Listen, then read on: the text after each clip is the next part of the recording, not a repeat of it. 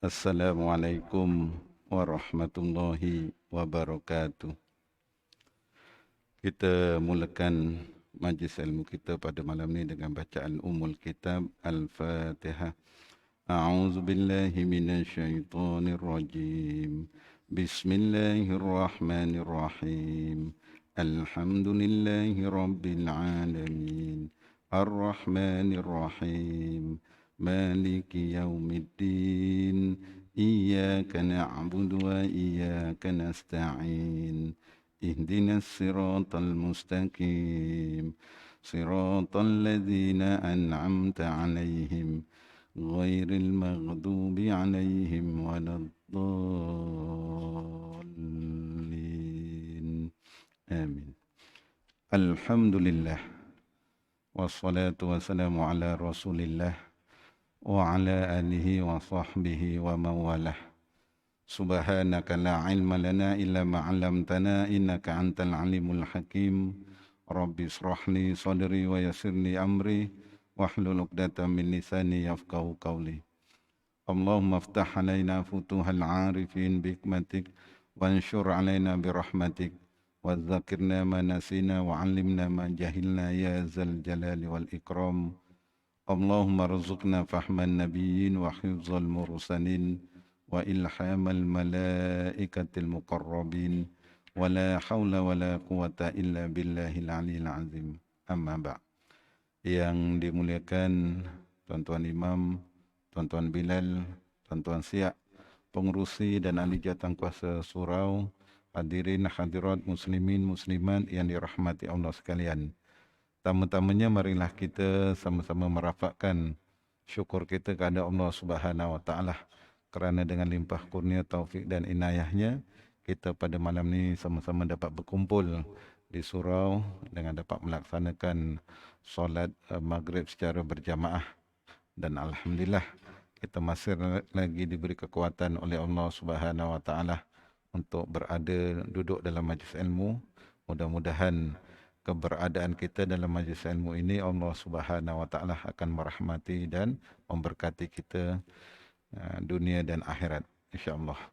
Jadi tuan-tuan sidang jamaah yang dirahmati Allah Subhanahu Wa Taala, insya-Allah pada malam ini kita akan membincangkan tentang suatu ilmu yang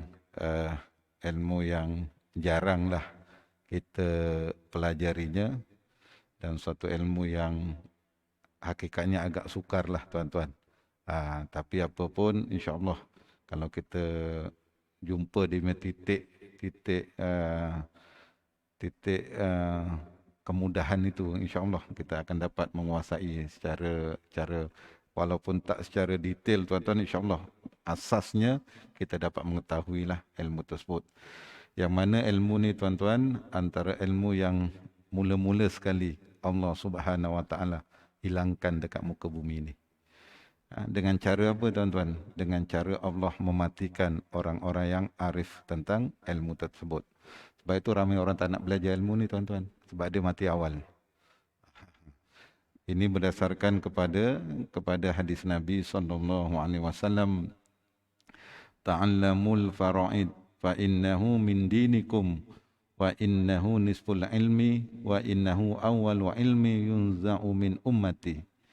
Hendaklah kamu mempelajari ilmu faraid ini kerana ia adalah sebahagian daripada agama kamu dan juga sebahagian daripada ilmu. Dan juga ia adalah ilmu yang mula-mula sekali yang akan hilang daripada umatku. Dan cara Allah menghilangkan ilmu ini seperti mana yang dikhabarkan oleh baginda Nabi SAW, dengan cara Allah mengangkat ataupun mematikan orang-orang yang berilmu berkaitan dengan khususnya ilmu faraid inilah tuan-tuan.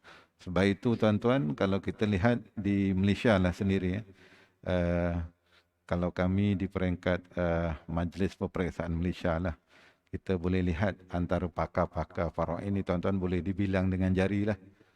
Dibandingkan dengan pakar-pakar ilmu fiqh yang lain tuan-tuan, kalau yang berkaitan dengan ilmu faraid ini memang tak ramai lah di Malaysia.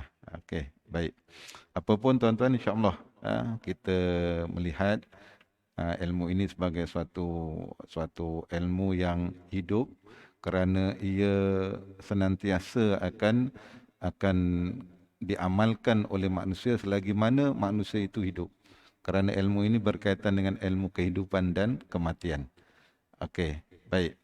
Jadi secara khususnya tuan-tuan, antara faedah mempelajari ilmu faraid ini adalah untuk mendapatkan satu kebolehan yang luar biasa, suatu kebolehan yang istimewa bagi orang-orang yang mempelajarinya, iaitu berkemampuan untuk membahagikan harta pusaka di kalangan orang-orang yang berhak untuk menerimanya mengikut hukum syarak. Itu antara kelebihan ataupun faedah kita mempelajarinya, insya-Allah. Dan tuan-tuan, ilmu faraid ini merupakan suatu ilmu yang dia berkait rapat dengan ilmu-ilmu fiqh yang lain. Contohnya ilmu munakahat. Kita kena kuasai ilmu munakahat, iaitu ilmu yang berkaitan dengan hal perkahwinan, perceraian dan sebagainya lah. Sebab dalam faraid ini dia ada hubung kait yang rapat, khususnya dalam kategori waris. Sebab waris itu ada hubungannya berkaitan dengan waris yang dihubungkan disebabkan perkahwinan. Waris yang dihubungkan disebabkan dengan nasab. Jadi nasab itu dia bermula daripada perkahwinan. Sebab itu kita mengetahuinya. Sebab itu kalau antaranya isu tuan-tuan, antaranya sah taraf dan sebagainya.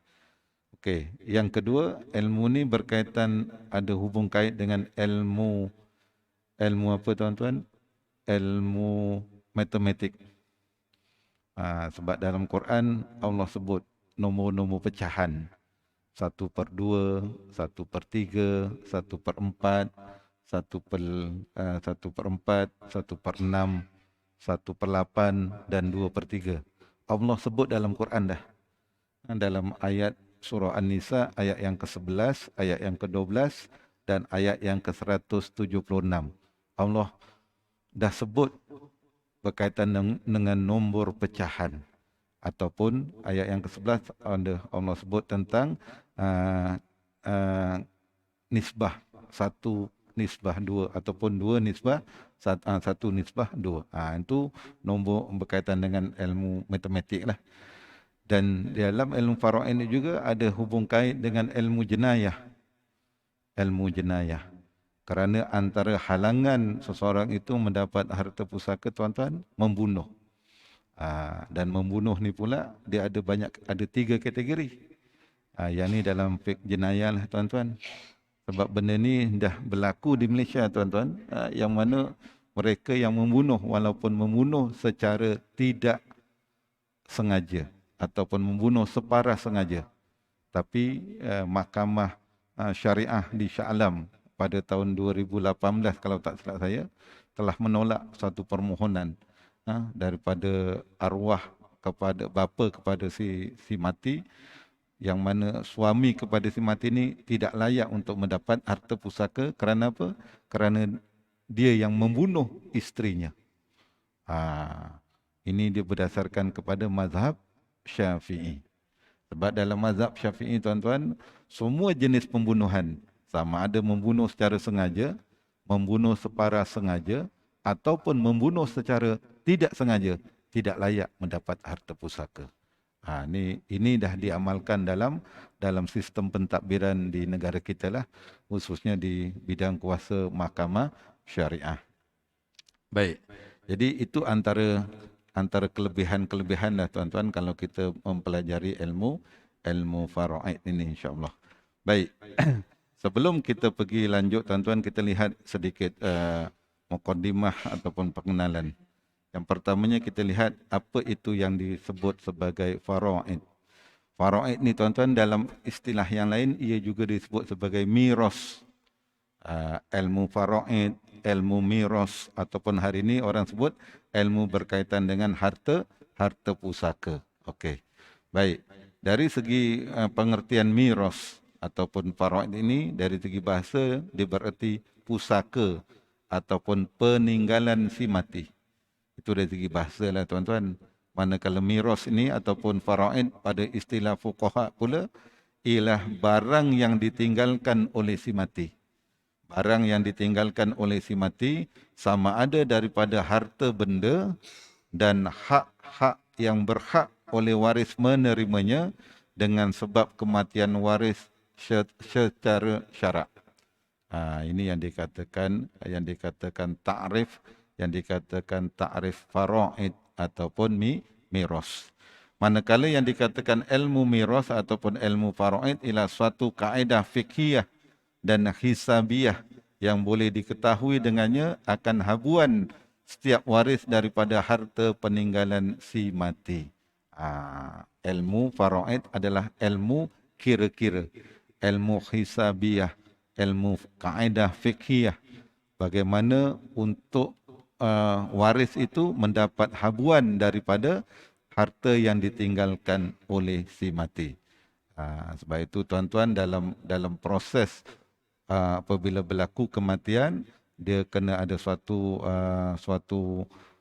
tata cara bagaimana harta si mati ini boleh berpindah milik kepada yang hidup. Sebab dia ada proses dia tuan-tuan. Dia tak boleh A mati automatik si hidup waris tu akan dapat. Tak. Dia ada prosedur, dia ada kaedah dan cara yang telah ditetapkan sama ada oleh syarak maupun undang-undang yang ada di dalam negara kita lah. Baik. Daripada mana sumber ilmu ni tuan-tuan?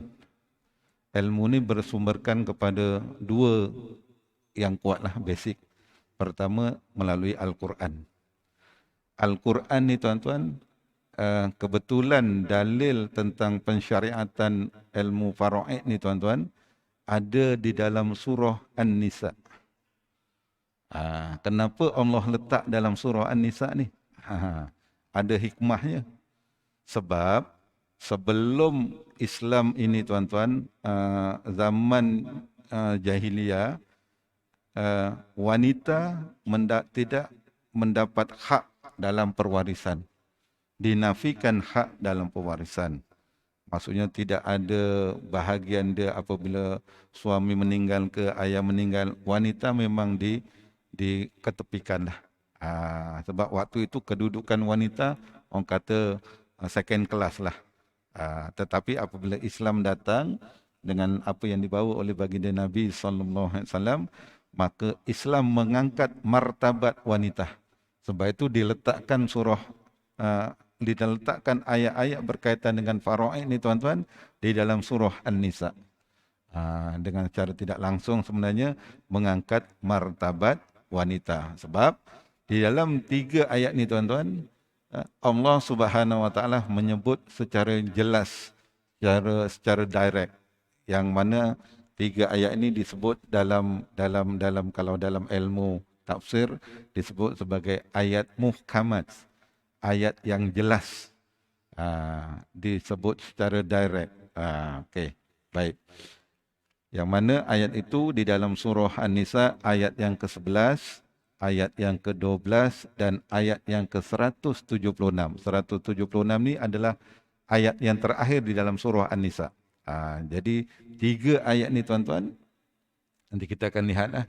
3 ayat ni tuan-tuan, Allah menyebut siapa itu waris kepada si mati dan kadar bahagian yang waris tadi akan perolehi.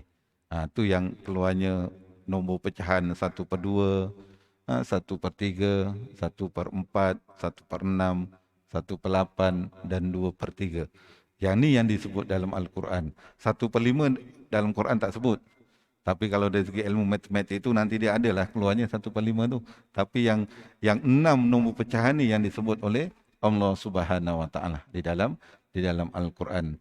Contohnya kalau kita lihat di dalam surah An-Nisa ayat yang ke-11, A'udzubillahi minasyaitonirrajim. Yusikumullahu fi auladikum lizzakari mithlu hazil unsayain fa in kunna nisa'an fawqa isnatain falahunna sulusa ma tarak wa in kanat wahidatan falahan nisfu wa li abawayhi likulli wahidin minhuma sudus mimma taraka in kana lahu walada fa in lam yakul lahu waladu wa warisahu abawahu fali ummihi sulus in kana lahu ikhwatun fali ummihi sudus mim ba'di wasiyati yusi biha aw dain aba'ukum wa abna'ukum la tadruna ayyuhum aqrabu lakum naf'a faridatan minallah innallaha kana aliman hakima, yang bermaksud Allah telah mensyariatkan bagi kamu tentang pembahagian pusaka untuk anak-anak kamu, iaitu bahagian seorang anak lelaki sama dengan bahagian dua orang anak perempuan. Di awal-awal lagi Allah dah cerita tentang bahagian anak lelaki dengan anak perempuan. Yang di sini yang disebut sebagai satu nisbah dua lah, ataupun yang disebut sebagai asobah. Nanti kita lihat bagaimana, macam mana boleh dapat asobah. Kemudian, dan jika anak-anak itu semuanya perempuan, lebih dari dua orang, maka bagi 2/3 dari harta yang ditinggalkan. Maksudnya kalau si mati ini meninggalkan anaknya semua perempuan, lebih daripada 2, maka bahagian mereka berapa? Allah kata 2/3. Baik. Dan anak perempuan itu pula seorang saja, maka ia memperolehi separuh daripada harta yang ditinggalkan. Kalau ayah mati, anak perempuan seorang je, dia akan dapat 1/2. Bakinya pada siapa? Bakinya kita lihat kemudianlah. Okey, kemudian jika anak, maka ia memperoleh separuh harta itu, dan untuk kedua ibu bapa, bagi masing-masing setiap seorang dari keduanya itu 1/6 dari harta yang ditinggalkan. Jika yang meninggal itu mempunyai anak, jika orang yang meninggal itu tidak mempunyai anak, dia akan diwarisi oleh ibu bapanya saja, maka ibunya mendapat 1/3. Jika yang meninggal itu mempunyai beberapa orang saudara, maka ibunya mendapat 1/6. Sesudah dipenuhi wasiat dan juga dibayar hutang. Okey. Ini berkaitan waris ibu dan bapa. Yang mati siapa? A mati, meninggalkan ibu, meninggalkan bapa. Okey. Secara umumnya, ibu akan dapat dalam 3 bentuk. Dalam 2 bentuk lah. Yang 3 tu nanti. Yang 2 bentuk. Pertama, ibu akan dapat 1/3. Jika si mati tadi tu, maksudnya ibu akan dapat 1/3 jika si mati tak ada anak. Si mati tak ada anak, maksudnya tak ada cucu lah. Maksudnya ibu tadi tu, maksudnya kalau saya meninggal tuan-tuan, ibu saya hidup lagi, maka ibu saya akan dapat 1/3 dengan syarat saya tidak meninggalkan anak. Itu dalam keadaan pertama. Tapi dalam keadaan kedua, ibu boleh mendapat 1/6. Ibu akan dapat 1/6 jika saya mati tuan-tuan, saya ada anak. Sama ada anak lelaki ataupun anak perempuan, maka ibu saya hidup, ibu saya akan dapat 1/6. Ataupun kalau saya meninggal dunia, saya meninggalkan adik-beradik sama ada lelaki dan perempuan, automatik ibu saya akan dapat 1/6. Kalau ibu tak ada, ayah. Kalau ayah tak ada, siapa lagi yang ada? Adik-beradik. Itu belum sampai lagi. Adik-beradik dia akan dapatlah. Okey. Okey. Kemudian ayah. Ini yang disebut dalam ayat yang ke-11 lah. Ayah. Ayah dia dalam ni disebut ayah akan dapat 1/6. Ayah akan dapat 1/6. Dan ayah pula dia akan dapat dalam satu lagi keadaan, dia akan dapat 1/6 campur asobah. Dan satu yang lagi, ayah akan dapat asobah. Yang tu nanti kemudianlah. Tapi di ayat ni Allah bagi tahu ibu dan ayah kepada si mati berhak dapat. Okey. Boleh, tak ada masalah.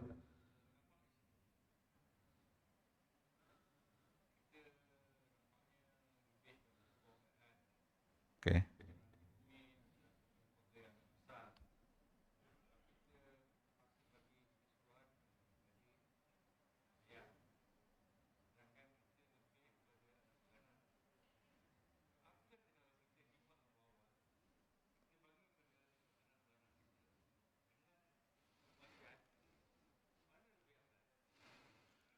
Okey, baik. Dia mana lebih afdal ni? Dia tengok kepada situasi. Betul.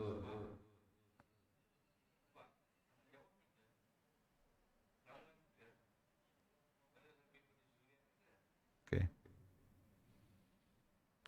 Okey, baik. Dia bergantung kepada situasi tuan-tuan Okey, baik. Saya terangkan gini. Yang kita duk belajar ni baru mukadimah ni faraid. Maksudnya kadar pembahagian. Benda ni bila berkuat kuasa tuan-tuan? Bila berkuat kuasa? Hukum faraid ni bila berkuat kuasa? Selepas kita mati. Tuan punya harta mati. Apabila tuan punya harta mati, proses pembagiannya ikut faraid. Selesai masalah. Jadi kita nak belajar ni, andai kata apabila berlaku kematian dalam keluarga kita, berlaku perselisihan, rujuk pada hukum faraid. Selesai masalah. Okey, itu satu.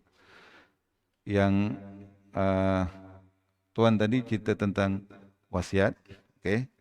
Cerita tentang hibah. Okey, baik. Hibah. Bila berlaku hibah?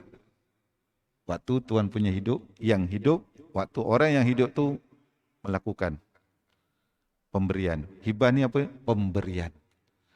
Pemberian itu mesti berkuat kuasa waktu hidup. Ini yang katakan hibah. Berbeza dengan wasiat. Wasiat ni satu akad. Dan pelaksanaan wasiat ni selepas kematian. Okey, baik. Jadi, wasiat hibah. Boleh ke tidak kita nak hibahkan segala harta kita kepada orang lain waktu kita hidup? Boleh, tapi ada syarat. Kepada siapa kita beri? Kita ada anak 5 orang. Tiba-tiba harta kita berikan pada semua pada surau. Kita mati, kita tinggalkan anak kita dalam keadaan tidak berharta. Apa hukumnya? Berdosa kita.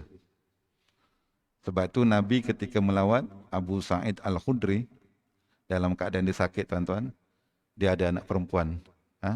Dia anak perempuan, dia kata dia nak berikan hartanya waktu hidup ni, maksudnya hibah pemberian ni, seluruh harta pada anaknya. Nabi kata larang, tak boleh.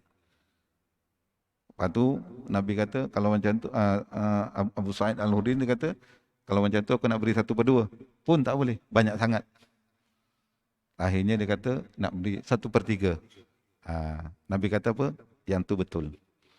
Jangan biarkan waris kamu apabila kamu meninggal, waris kamu dalam keadaan apa? Dalam keadaan langsung tak ada harta.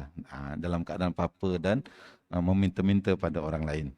Jadi tuan-tuan, waktu hidup kita nak beri hibah, silakan, tak ada masalah. Walaupun ada orang kata, buat apa sibuk-sibuk nak hibah? Tunggulah nanti mati. Seolah-olah hibah ni melawan hukum faraid. Sebab tu saya tanya, hibah tu bila? Waktu kita hidup. Faraid ni bila? Bila kita mati, baru berjalannya hukum faraid. Jadi tak ada masalah tuan-tuan. Sebab pemberian ini pun, hibah ni pun ada dia punya sumber dan ada dia punya dalil. Okey, baik. Wasiat macam mana pula? Untuk apa wasiat sebenarnya? Wasiat ni tuan-tuan, dia suatu bentuk, suatu pesanan khususnya melibatkan harta benda kita kepada mereka yang tak layak dapat faraid. Itu asal hukum. Itu asal peranan wasiat. Yang mana contoh, tuan-tuan ada anak angkat. Anak angkat ni lah yang kadang-kadang pelihara tuan-tuan sampai kita mati. Kalau kita tak letak dalam wasiat, agak-agak anak angkat kita dapat tak? 1 sen tak dapat. Okey, itu satu. Kemudian anak angkat. Contoh anak tidak sah taraf. Andai katalah kita ada anak tidak, contohlah benda-benda ini berlaku. Kalau kita tak letakkan dalam wasiat tuan-tuan, mereka dapat ke tidak? Tak dapat. Itu peranan wasiat sebenarnya. Dia memberikan suatu bentuk pesanan pemberian kepada yang bukan waris. Yang itu dia berkuat kuasa. Tak boleh dipertikaikan. Walaupun di challenge, apa orang Melayu kata challenge, dicabar di mahkamah pun dia tak boleh. Sebab itu hukumnya. Sebab 1/3 untuk bukan waris, dan 2/3 tu baru pergi kepada waris. Itu peranan. Dan wasiat ni satu pula, kadang-kadang kita duk fikir, Allah, esok kalau aku mati macam mana aku nak bagikan harta-harta pada anak kita ni. Kadang-kadang kita duk fikir pasal anak, tuan-tuan. Tapi kita tak pernah fikir pun untuk kita punya bekalan untuk akhirat kita. Sebab itu dalam wasiat, boleh tak tuan-tuan letakkan amal jariah? Memang digalakkan. Sebab kadang-kadang esok kita mati, kita nak mengharapkan anak kita doakan kita. Alhamdulillah lah kalau mereka doakan.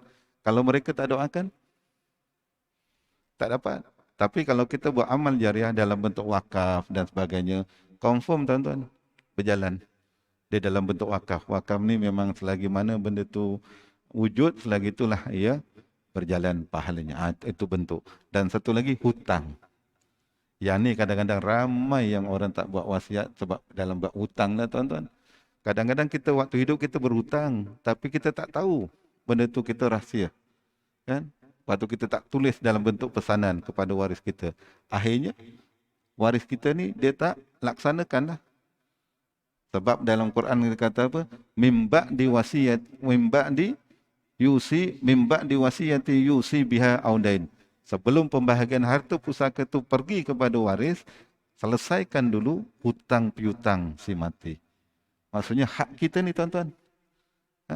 Hak kita ni. Maksudnya esok kalau kita ada hutang ni, tak sempat nak selesaikan, harta yang kita tinggalkan tu sebelum pergi kepada waris, selesaikan dulu masalah kita. Sebab dalam satu hadis Nabi menyebut, roh yang berhutang ni, tuan-tuan, orang kata tak lagi inilah kan. Tidak berada di tempat yang sepatutnya lah. Jadi selesai, khususnya hutang kepada manusia lah. Sebab hutang kepada Allah ni, kita boleh, kalau kita kat dunia ni, tuan-tuan, hutang kepada Allah, kita bertaubat, kita minta ampun dengan Allah, insya-Allah Allah boleh ampunkan dan sebagainya. Tapi kalau hutang dengan manusia, selagi mana manusia itu tidak menghalalkan, selagi itulah nanti akan dituntutlah di akhirat. Tu kita kena fahamlah 3 perkataan ni, wasiat, hibah dan faraid. Itu perkara yang perlu kita fahami lah. InsyaAllah. Ada soalan ke? Tak ada. Okey. Baik. Jadi, ya. Hutang dengan estro. Itu hutang dengan manusia. Sebab estro tu manusia. Dan satu lagi yang ramai duk tanya kat saya, tuan-tuan. Macam mana pula kalau kita berhutang dengan orang kafir? Alah, itu orang kafir. Tak payah. Sebab dia masuk neraka. Contoh gitu, tuan-tuan. Tak. Itu muamalah kita dengan dia. Itu hutang tetap hutang lah, tuan-tuan. Dia kena bayar lah. Walaupun yang kita pinjam tu, yang berhutang, orang yang berhutang, kita berhutang dengan orang yang bukan Islam, itu kena bayarlah. Okey, baik. InsyaAllah. Boleh, tuan-tuan. Dah tinggal 15 minit lagi. Okey. Jadi itu antara dalil lah. Yang pertama, ayat yang ke-11 surah An-Nisa. Dalam ayat ni dia sebut tentang siapa? Anak laki, anak perempuan. Dia sebut tentang anak perempuan sahaja, kalau berkumpul semua anak perempuan, dan juga yang melibatkan ibu dan ayah kepada si matilah. Allah sebut secara jelas di sini. Baik, tuan-tuan sidang jamaah yang dirahmati Allah Subhanahu wa taala. Kemudian kalau kita lihat, tuan-tuan, dalil daripada hadis Nabi SAW, dia kata apa? Hadis yang diriwayatkan daripada Ibnu Abbas, Al-hiqul fara'id bi ahliha fama baqiya fahuwa li aula rujulin zakar. Yang bermaksud, berikanlah harta pusaka itu kepada ahli fara'id, iaitu yang dinaskan dalam Al-Quran. Kemudian mana-mana yang masih lagi baki, maka lebih baik atau utama diberikan kepada golongan lelaki. Yang ni yang dipanggil sebagai asobah. Asobah. Baki lah. Tadi di dalam ayat Quran tadi, tuan-tuan, 11, 12, 176, ada lebih kurang senarai waris tu ada 12 orang. Daripada 12 orang ni tuan-tuan, 8 perempuan, 4 lelaki.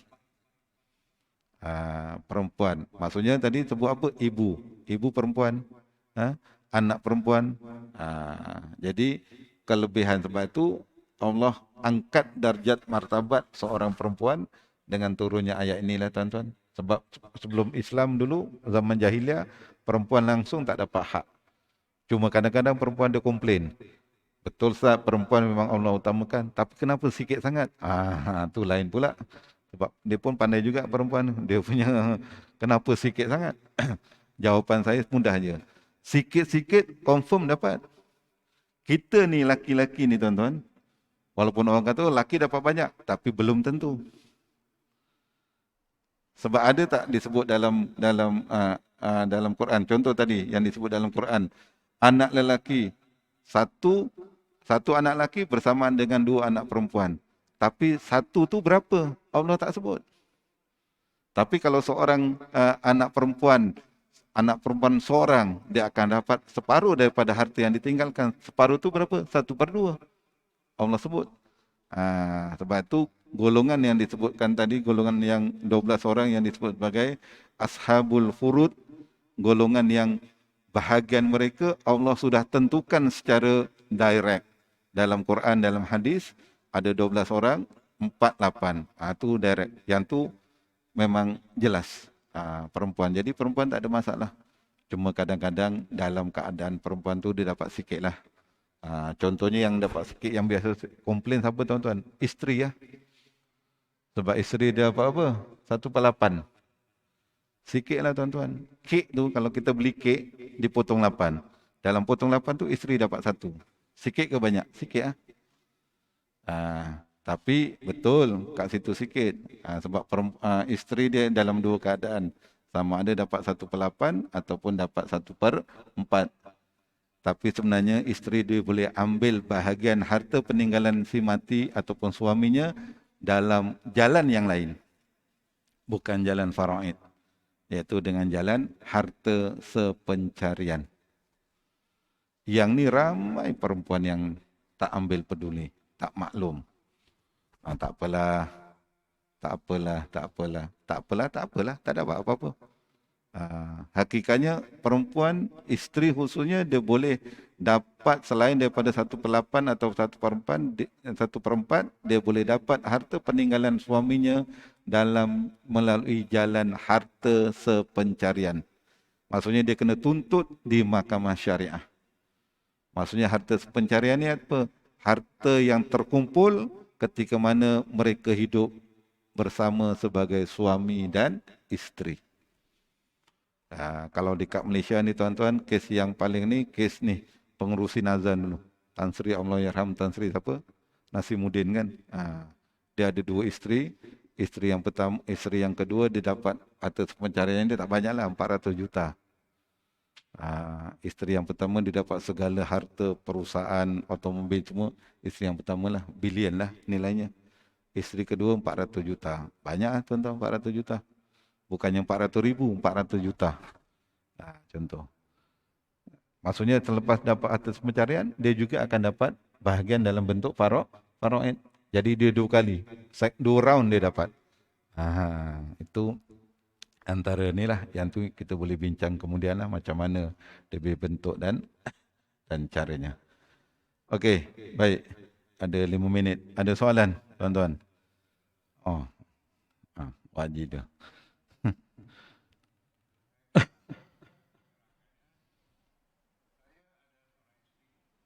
Alhamdulillah.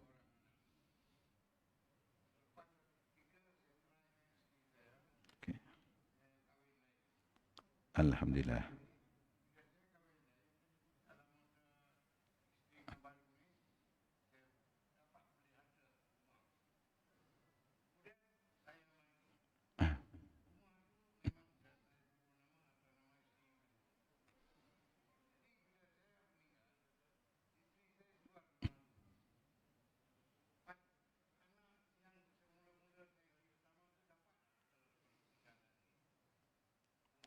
Okey.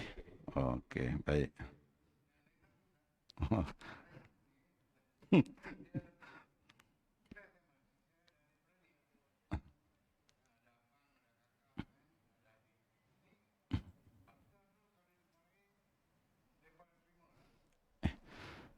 pertama yang kes pertama uh, isteri pertama dah diceraikan. Okey. Apa yang isteri pertama diceraikan dia boleh tuntut apa tuan-tuan? Puan-puan kat sana muslimat. Kalau diceraikan oleh suami, agak-agak apa yang boleh dituntut daripada suami? Mut'ah tu betul, sagu hati tu, mut'ah, harta sepencarian. Yang ni orang ramai tak, yang isteri yang diceraikan tak tuntut harta sepencarian. Sebab dalam tempoh perkahwinan tu mungkin terkumpul harta dan sebagainya, kena tuntut dulu harta pencarian. Ataupun kalau suami-suami nak kahwin satu lagi, si isteri kata, abang nak kahwin boleh. Tapi dengan syarat, bahagi dulu harta pencarian. Itu antara ada 3 keadaan seseorang isteri ataupun 3 kaedah cara harta pencarian boleh dituntut. Okey, itu pertama. Jadi apabila isteri pertama dah ceraikan, habis dah. Hubungan tak ada. Dah kahwin yang baru. Kahwin yang baru, beli harta, letak nama isteri. Ni sayang betul isteri ni. Dia letak nama isteri. Kemudian isterinya mati. Bukan isteri. Yang abang kita matilah. Abang kita mati. Bukan abang ni lah, abang lain lah. Abang mati. Okey. Harta tu milik siapa?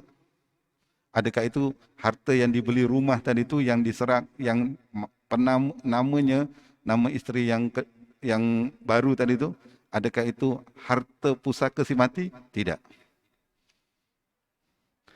Okey. Jadi dia bukan dalam kategori harta pusaka si mati. Jadi boleh tak dituntut oleh anak-anak daripada isteri yang pertama tadi? Tak boleh. Kecuali rumah tu, harta tu masih nama si suami tadi tu yang mati. Baru boleh. Anak-anak walaupun daripada isteri pertama. Sebab dia adalah bin kepada si mati. Okey. Itu dia bentuk. Okey, baik. Soalan kedua. Bolehkah adik-beradik dapat hartanya? Tengok. Ada golongan adik-beradik ni dia tak akan dapat harta jika ada yang menghalang. Siapa yang menghalang? Anak laki. Anak laki dengan bapa. Kalau ada anak laki dengan bapa, adik-beradik duduk kat tepi tangga dulu. Dia tak akan dapat. Tapi kalau yang ada cuma perempuan, anak perempuan. Adik-beradik kepada si mati, layak dapat. Sama ada perempuan, dia boleh duduk dalam keadaan asobah, ataupun adik-beradik lelaki ataupun perempuan, dia duduk dalam keadaan asobah. Baru dia boleh layak dapat harta peninggalan kita lah. Okey. Boleh ya? Itu secara ringkas. Ya, Tuan Haji.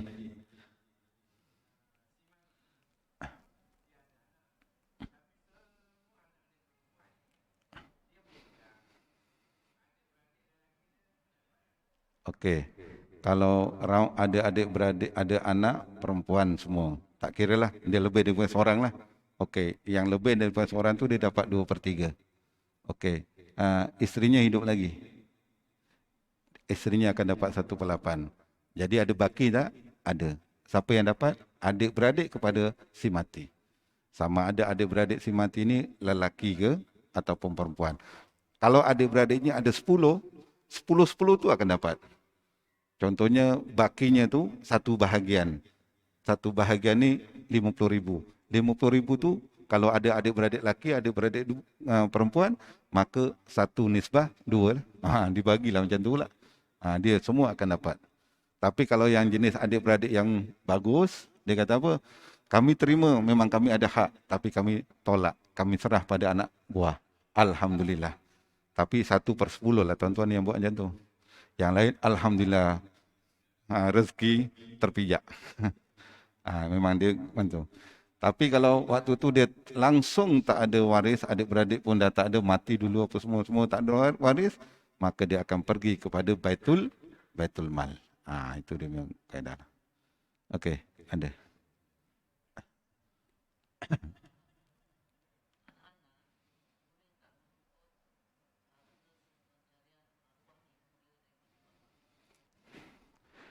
Okey, baik.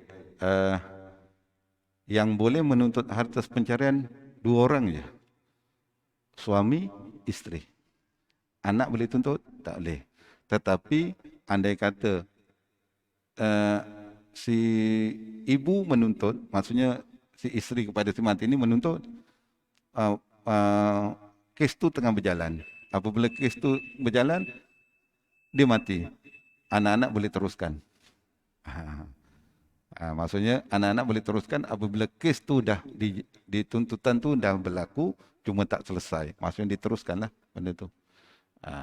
Nanti kalau dia dapat pun dia akan pergi kepada si ibu, dan itu pun juga akan jadi dia akan pergi kepada si isteri tadi. Jadi si isteri tadi dah meninggal kan, dia akan jadi pusaka kepada si isteri tadi itulah. Dia akan balik kepada prosesnya dua kalilah nanti tuan-tuan. Okey. Baik. Ada lagi tuan-tuan? Boleh. Kita kena berhenti azan kan? InsyaAllah. Okey.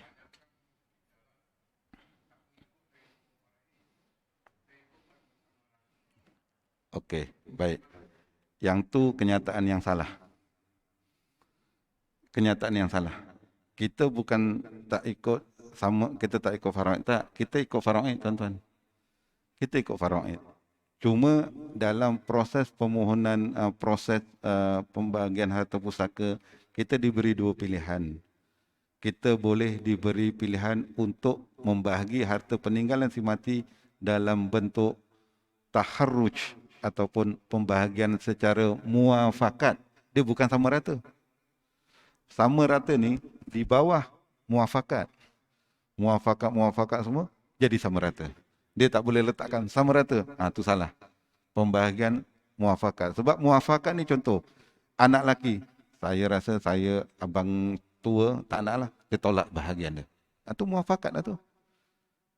Ataupun dalam muafakat ni bincang-bincang, sama rata. Alhamdulillah. Tu istilahnya bukan sama rata. Istilahnya kena muafakat. Kalau kata terus sama rata, haram hukumnya. Tu sebab kaedah pembahagian muafakat tu dia ada syaratnya tuan-tuan. Tak boleh terus bagi, kita bagi sama rata lah, senang-senang. Tak boleh.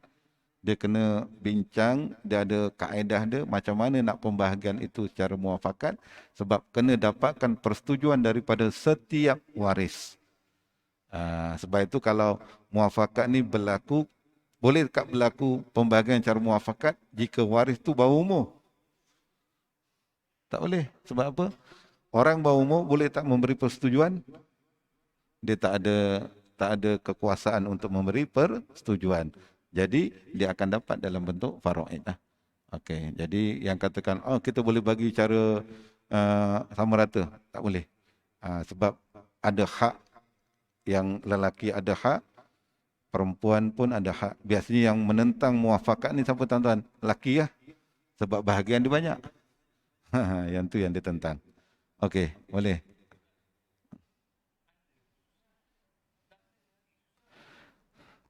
Tu cerita madu tiga lah di penghujung tu.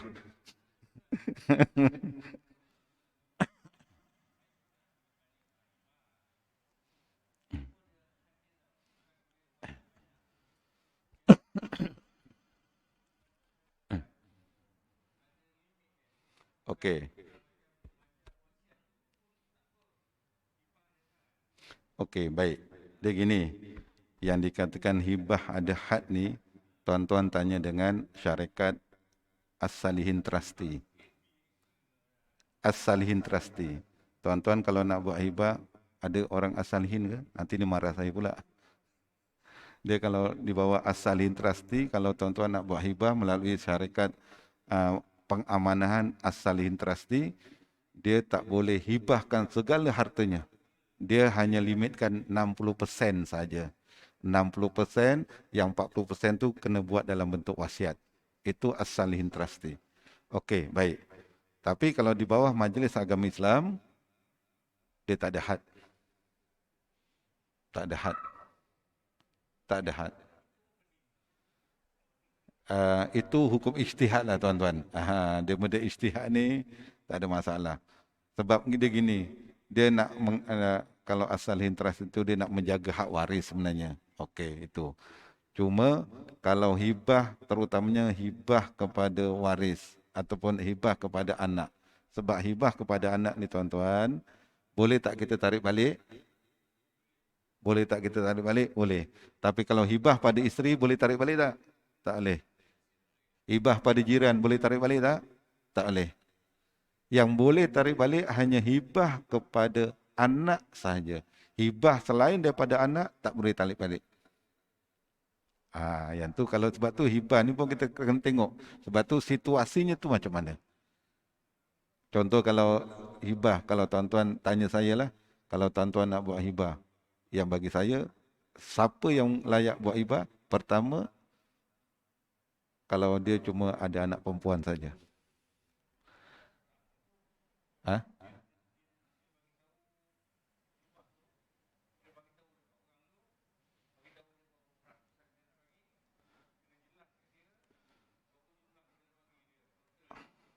Okey. Saya beri satu contoh lah tuan-tuan. Boleh ke lajak ni? Boleh. Tuan-tuan ada tanah 1 ekar. Betul? Tanah 1 ekar. Anak semua perempuan. Agak-agak kalau kita mati tuan-tuan, sebahagian daripada tanah tu dia tak boleh pergi kepada semua anak perempuan kita. Betul? Okey. Cara nak ngelakkan macam mana tuan-tuan? Hibah awal kepada anak perempuan kita. Hibah anak perempuan kita 4. Kasihlah 4-4. 1/4, 1/4, 1/4, 1/4. Selesai. Kita mati tuan-tuan, benda ni dibawa dalam bicara pusaka dengan dokumen hibah. Dia akan pejabat pembagi pusaka, dia tengok dokumen hibah, dia buat perintah berdasarkan dokumen hibah. Selesai masalah. Dia sebab hibah ni terkeluar daripada faraid. Sebab tu nak jadikan dia terkeluar daripada faraid, tuan-tuan buat dokumen hibah. Dia akan terkeluar daripada faraid. Itu dia bentuk lah. Cuma syarikat as-salihin tu dia ada kaedah gitulah tuan-tuan. Yang tu itu terpulang kat dia lah. Jadi tuan-tuan nak ikut dia pun tak ada masalah. Okey, itu dia punya contoh lah. Nak mengelakkan daripada, sebab hari ini ramai yang ada seorang ahli jamaah di satu surau tuan-tuan, dia risau sebab anak perempuan dia seorang je, dia kata. Dia cuma ada anak perempuan seorang. Dia kata, adik-beradik lelaki ada? Ada, tapi aku tak suka dengan adik-beradik aku. Aku harta ni aku cari sendiri, bukan peninggalan bapa aku. Kalau esok aku mati, aku tak nak tanah ni pergi pada adik-beradik aku. Jadi macam mana Ustaz nak buat? Kasih awal hidup, beri terus pada anak.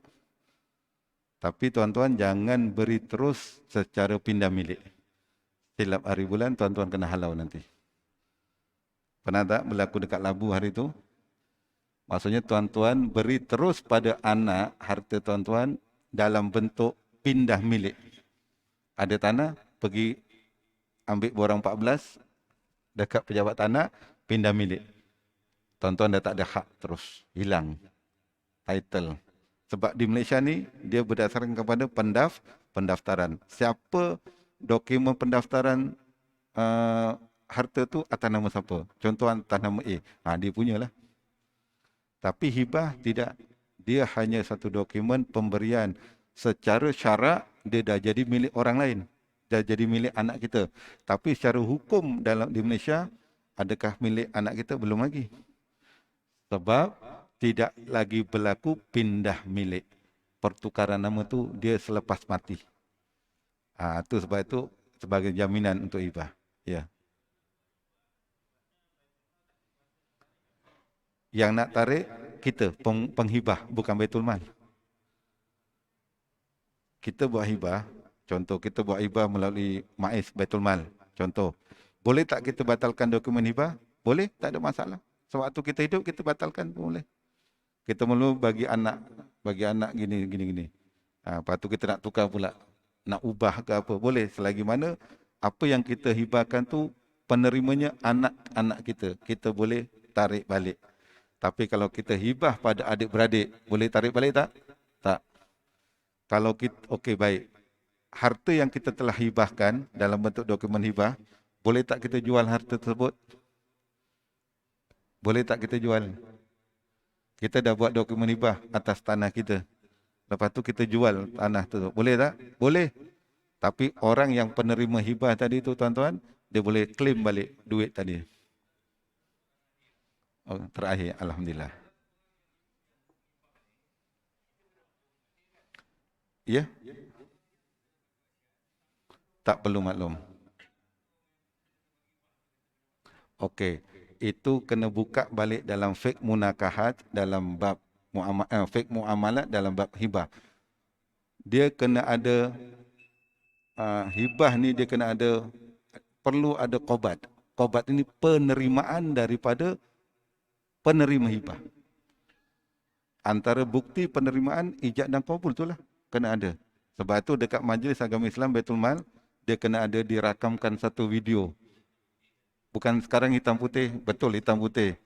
Dia kena buat satu rakaman, ada skrip hibah, pemberi hibah dan penerima hibah dirakam dalam bentuk video dan inilah sebagai satu evidence. Orang Jawa kata evidence lah. Yang mana sebab dia kena memenuhi syarat hibah, perlu ada qobat penerimaan daripada pemberi. Nak batal, kita nak batal dia, boleh, tak ada masalah. Kita pergi, kalau contoh majlis, kita pergi majlis, bagi tahu, saya nak batalkan hibah ini. Tak ada masalah. Bayar RM50, batal lah dia. Nangis tak nangis tak apalah. Tapi yang boleh batal, siapa dia? Hibah kepada anak sahaja boleh batalkan. Tapi hibah kepada selain daripada anak, tak boleh batal. Okey, insya-Allah. Boleh tuan-tuan, boleh ya kan? Okey. Rasanya cukup sekadar itu dulu. Itu pun baru mukadimah tuan-tuan insya-Allah. Okey, rasanya mudah-mudahan apa yang dikongsikan ini dapat memberi manfaat kepada kita dalam khususnya dalam menguruskan harta yang kita miliki apabila berlaku kematian dan sebagainya. Baik, akhir kalam aku qauli hadza wa astaghfirullahalazim li wa lakum wa lisairil muslimina wal muslimat fastaghfiru innahu wal ghafurur rahim. Wabillahi taufiq wal hidayah. Assalamualaikum warahmatullahi wabarakatuh. Subhanakallahumma bihamdika asyhadu an la ilaha illa anta astaghfiruka wa atubu ilaik. Bismillahirrahmanirrahim. Wal 'asr innal insana lafi khusr illa alladzina amanu wa amilus solihati wa tawasaw bil haqqi wa tawasaw bis sabr. Sadaqallahul azim.